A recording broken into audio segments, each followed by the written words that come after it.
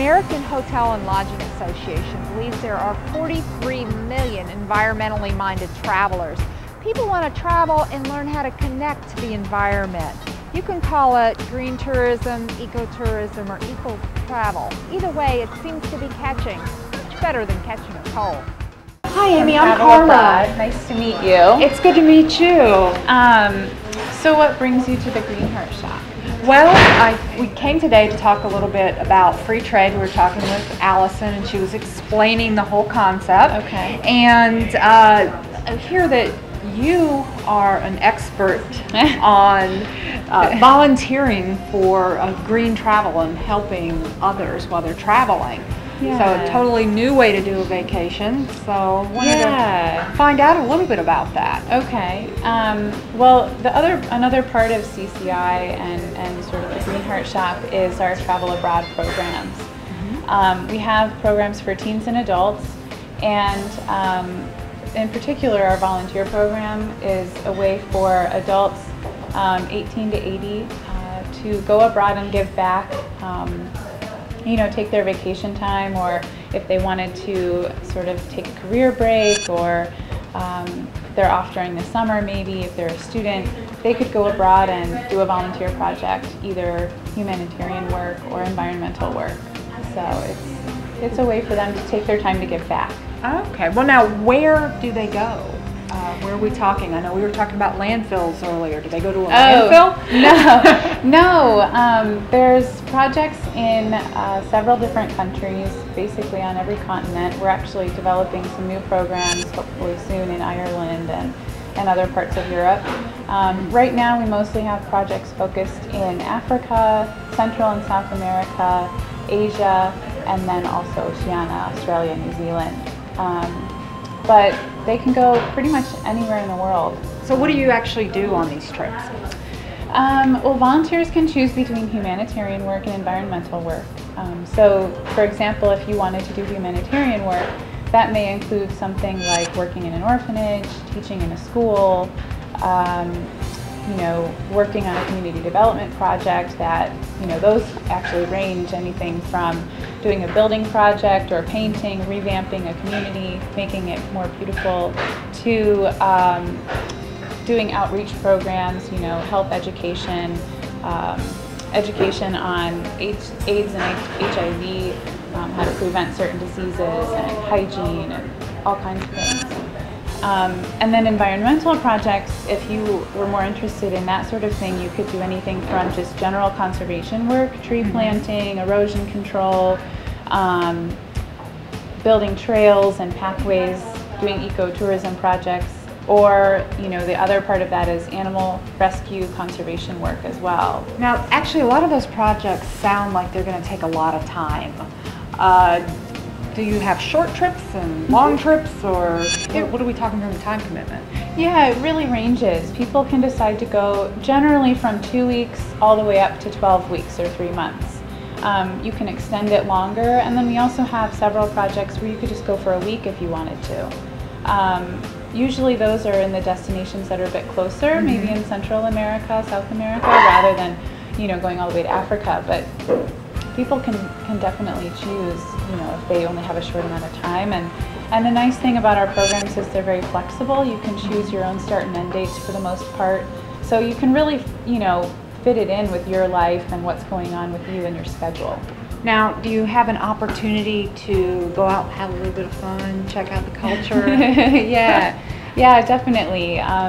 You know, we don't have volunteers working 7 days a week, so you usually have the weekends off or 2 or 3 days off to go out and explore the local community and sort of travel around, see the sights. You know, because we understand that you want to volunteer and give your time and give back, but at the same time you're also there to experience the culture and, you know, the language and everything that country has to offer. Now that sounds completely fabulous, and I'm sitting here thinking, oh wow, okay, 2 weeks, 12 weeks, what does this kind of cost? Yeah, and that's, you know, especially with airfare and fuel prices and all of that, it's definitely a factor for everybody. There is a cost associated with all of our programs. The cost for the volunteer program can range anywhere from about $900 for a 2-week program all the way up to $2,500 for a 3-month program. We try to keep our prices as affordable as possible, and at the same time, included in the price is your lodging, your meals, medical and accident insurance, emergency contact staff that's on call for you 24/7 in case of any emergency. And then you also have a local coordinator there that is for you for non-emergency situations. If you need to ask for directions, or if you want to know how to get someplace, or if you want to see what there is to do in the local community and you're not sure. Like a little concierge? Okay. Yeah, but also they give you a lot of support if you're having trouble with your project, or maybe some trouble adjusting, to the new culture and your new lifestyle. They can also help you and advise you in that way too. And that's all included in the cost. And so when it comes down to it, you're still paying to go on a trip. You're still paying for your vacation, but you're doing something really meaningful with your time and having fun as well. So I think that's wonderful. Meaningful, helping people, being green, helping the environment, and actually it sounds pretty cost effective. Yeah, to see the cultures. Yeah, when you think about going on a vacation and how much you would normally spend to take a 2-week vacation, and then consider the cost of the volunteer project, it's pretty much in line with that. I mean, it's pretty much in the same ballpark. So and another program that we have along with all those things is people can actually do a carbon offset program where what is that? It's because when you fly, air travel is actually a really big factor in air pollution nowadays, and we take that into consideration, and we try to make our travel programs as green as possible. So we give people an option to donate to a carbon offsetting program where you would actually donate money for people to plant trees, which kind of offsets your carbon footprint, as they say. Yes. So there's we try to it's kind of one of those things, the double-edged sword, I guess, where you want to travel abroad and help people and take part in these Green Heart programs, but at the same time, in doing that, you have to fly, and that's not I was sitting here the... just picturing a big giant commercial airplane with a little drop for seeds for trees on the highway. Kind of a non-comical way to do that. Yeah. So. And then eventually, hopefully, like I was saying earlier too, hopefully we can, I guess, develop some programs that are in direct connection with the Green Heart Shop, in that people can go abroad and actually help to make the products that we would sell in the store to generate income for those communities, and market their products here in the U.S. So a win-win situation, rest, helping. Wow. Okay, so this has it all. Yes, it does. Well, thank you so much for your welcome. time today and all this information. It's been extremely valuable. Thank you. There are popular ecotourism sites in the United States, Costa Rica, Belize, and South Africa. You can even travel with your family at home and practice some ecotourism at the local forest reserves and parks until you're ready for that longer trip. It's a great way to appreciate the world around us and the world abroad.